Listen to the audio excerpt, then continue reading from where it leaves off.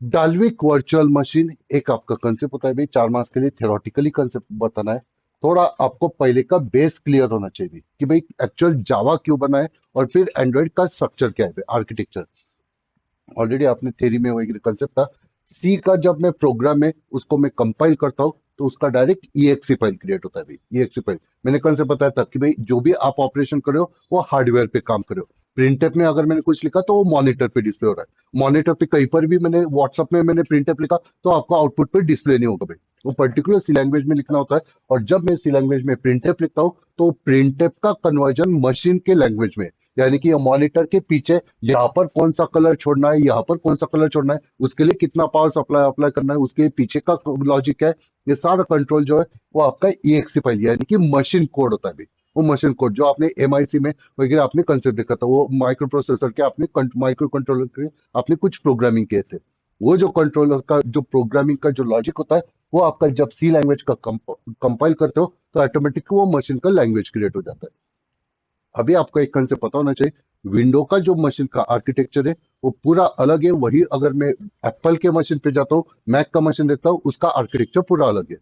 Window के machine पे आपका इंटेल का प्रोसेसर चलता है, सेम प्रोसेसर मैंने उठाया और एप्पल के मशीन पे लगाया तो वो चलेगा नहीं भाई। एप्पल में कुछ तो एम का बायोनिक वगैरह वो चिप वगैरह चलता है भाई, जैसे M12 M15 वगैरह ऐसे कुछ बायोनिक चिप है। एप्पल के मशीन के अंदर का जो रैम है वो अगर मैंने विंडो पे चलाया काम नहीं करेगा भाई। दोनों का हार्डवेयर पूरा अलग है भाई, दोनों का हार्डवेयर पूरा अलग है। तो वो कंसेप्ट है। तो जब सी का मैं प्रोग्राम कंपाइल करता हूँ तो जो ईएक्सी बनता है वो सिर्फ विंडो के मशीन को वो रीड कर सकता है, विंडो के मशीन को इंस्ट्रक्शन दे सकता है। एप्पल का मशीन का लॉजिक अलग है भाई, तो एप्पल के मशीन पे काम नहीं करता है, उसका आर्किटेक्चर अलग है। पूरा अलग नहीं लेकिन 10% उसका अलग लॉजिक है। बाकी 90% तो सबका लॉजिक तो जनरल होता है, लेकिन सबका वो मेमोरी अलोकेशन वगैरह वो थोड़ा फॉर्मेट चेंज हो जाता है।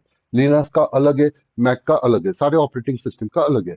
तो फिर एक ही मशीन पे आपका एक ही कोड है, मुझे बार बार उस कोड को एग्जीक्यूट नहीं करना है। तो उस सिचुएशन पे जावा ने क्या किया, जावा का जो कोड है जब आप कंपाइल करते हो तो उसका बाइट कोड बनता है यानी कि क्लास फाइल।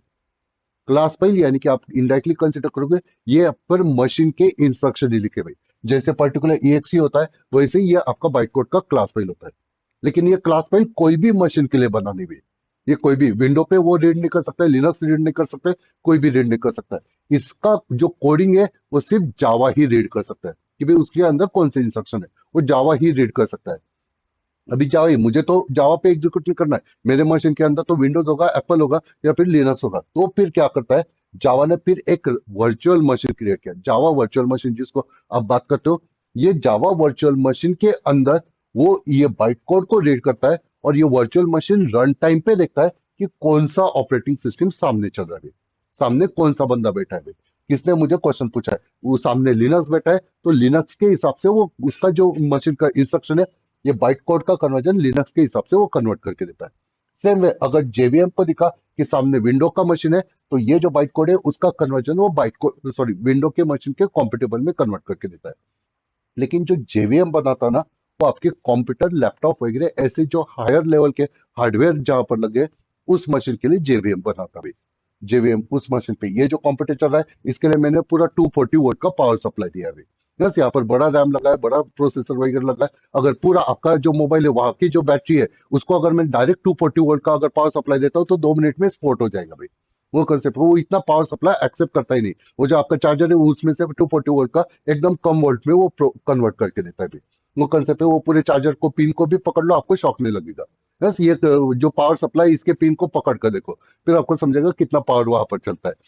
तो जेवीएम जो बना है वो बड़े बड़े हार्डवेयर के लिए जहां पर बहुत सारा पावर आपको मिलने वाला है, रैम बड़ा है, प्रोसेसिंग पावर ज्यादा है, बहुत बड़े बड़े काम कर सकता है, ग्राफिक्स बहुत अच्छा है, उसके लिए ये जेवीएम अच्छी तरह से काम करता है। क्योंकि उसको खुद का एक मशीन क्रिएट करना पड़ता है, एक बेसिक कंसेप्ट नहीं भाई, बहुत वो पूरा मशीन ही क्रिएट करो, वर्चुअल मशीन क्रिएट करो। सेम आपका फिर प्रॉब्लम आ गया कि भाई मुझे तो मोबाइल के डिवाइस में जहां पर लिमिटेड मेरे पास पावर है, लिमिटेड रैम है, लिमिटेड प्रोसेसिंग है, उसके लिए मुझे काम करना है।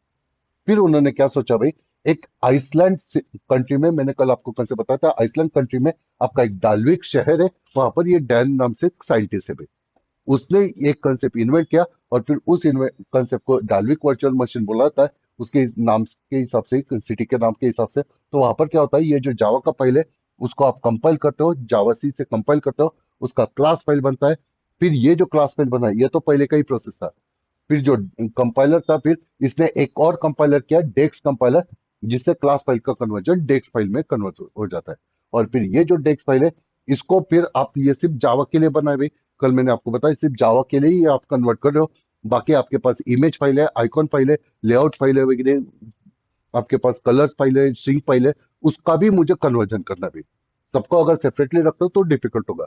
तो फिर आपका एंड्रॉइड एसेट पैकेजिंग टूल का एक कंसेप्ट है भाई, उसने उसको लाया भाई। और फिर वो कंसेप्ट बताता है भाई, उसने ये जो सारी जो बहुत सारे फाइल्स है उसको उसने कंबाइन किया, और फिर सिंगल फाइल आपका एपीके फाइल बना दिया भाई। और एपीके फाइल फिर आप अच्छी तरह से इंस्टॉल कर सकते हो। तो ये आपका एंड्रॉइड का वो स्ट्रक्चर है। इसके बाद मैंने फिर से बताया था कि भाई आज की ये सबसे स्टार्टिंग का लॉजिक था। ये इसमें भी कुछ प्रॉब्लम थे, फिर इसको और उन्होंने इम्प्रूव करते गए भी। जस्ट इन टाइम वगैरह अलग अलग कंसेप्ट उन्होंने ऐड किए, और उससे आपका वो इफिशिएंट आपका कंसेप्ट हो गया भाई। क्योंकि जावा का फाइल होता है, उसको आप कंपाइल करते हो, फिर कंपाइल होने के बाद उसका क्लास फाइल यानी कि बाइट कोड बनता है। फिर ये बाइट कोड जो है उसको फिर से डेक्स कंपाइलर से फिर से आपका DEX फाइल में कन्वर्ट हो जाता है। ये भी बाइट कोड ही होता है, लेकिन ये जो क्लास फाइल है ये जावा ही रीड कर सकता है। ये जो डेक्स फाइल है ये सिर्फ डाल्विक वर्चुअल मशीन ही रीड कर सकता है। तो ऐसे वो डेक्स फाइल होता है, ये भी बाइट कोड ही बोला जाता है इसको भी, लेकिन ये डाल्विक का बाइट कोड हो गया। वो कंसेप्ट है। फिर एंड्रॉइड पैकेजिंग टूल सारे फाइल को वो कंबाइन करता है, जिप फाइल बना देता है, और फिर आपका उसका एपीके फाइल क्रिएट होता है। एपीके फाइल क्रिएट होता है, तो ये आपका फॉर्मेट है, और एपीके को आप इंस्टॉल वगैरह कर सकते हो। नहीं तो हेडिंग दो difference between Dalvik virtual machine, Java virtual machine, यानी कि आप दो पार्ट करोगे, डीवीएम जेवीएम। सिर्फ उसको थोड़ा रट्टा मारने के हिसाब से ही याद रख भाई कि इधर रजिस्टर बेस होता है, इधर स्टैक बेस होता है। स्टैक यानी कि बहुत बड़ा कंसेप्ट है, रजिस्टर यानी कि छोटे मोटे रजिस्टर होते हैं, तो छोटा छोटा मेमोरी को हैंडल करता है। इधर आपका कांस्टेंट पूल होता है, जो पूरे एप्लीकेशन के लिए एक ही कांस्टेंट पूल रहेगा। जेवीएम के अंदर बहुत सारा मेमोरी है, बहुत सारा पावर है, तो सारे क्लासेस के लिए अलग अलग कांस्टेंट पूल करके रखा है भाई। तो ये आपका फॉर्मेट है। उसके बाद वो जेवीएम आपको पता है सारे ऑपरेटिंग सिस्टम पे काम करता है, ये सिर्फ एंड्रॉइड के लिए बना है भाई। उसके बाद आप लिख सकते हो कि जो डाल्विक वर्चुअल मशीन है वो ऑप्टिमाइज परफॉर्मेंस डिवाइस के लिए बना है भाई, यानी कि एंड्रॉइड के लिए वो कंसेप्ट बना है। जो जेवीएम बना है वो बड़े बड़े जहां पर हाई परफॉर्मेंस हार्डवेयर है उसके लिए वो कंसेप्ट बना है, ये भी आप पॉइंट बता सकते हो। फिर आपका जो रन फाइल होता है वो एपीके फाइल होता है, उधर आपका जार फाइल होता है, जार फाइल होता है, जिसको आप रन कर सकते हो। ऐसे आपकी कंसेप्ट है। एंड्रॉइड डेवलपमेंट टूल्स, यानी कि जैसे आप नॉर्मली कॉलेज में वगैरह अगर देखोगे कि एंड्रॉइड के मुझे प्रोजेक्ट बनाने हैं, तो मोस्ट ऑफ आप एंड्रॉइड स्टूडियो यूज करते हो। एंड्रॉइड स्टूडियो यूज करते हो। वैसे ही एंड्रॉइड स्टूडियो ये एक आपका बेस कंसेप्ट है, जहाँ पर सारा कंसेप्ट आपको रेडीमेड मिल जाता है कि भाई एंड्रॉइड का आपका एडिटर मिल जाता है अच्छा खासा। उसके बाद आपका एचडीके मिल जाता है, एंड्रॉइड का डिवाइस आपको मिल जाता है, सारा कंसेप्ट उसने ही सेट करके रखा है। साथ में आपको अगर सर मुझे एंड्रॉइड स्टूडियो इंस्टॉल नहीं करना है, तो कुछ लोग इक्लिप्स एडिटर से भी फैमिलियर होते हैं।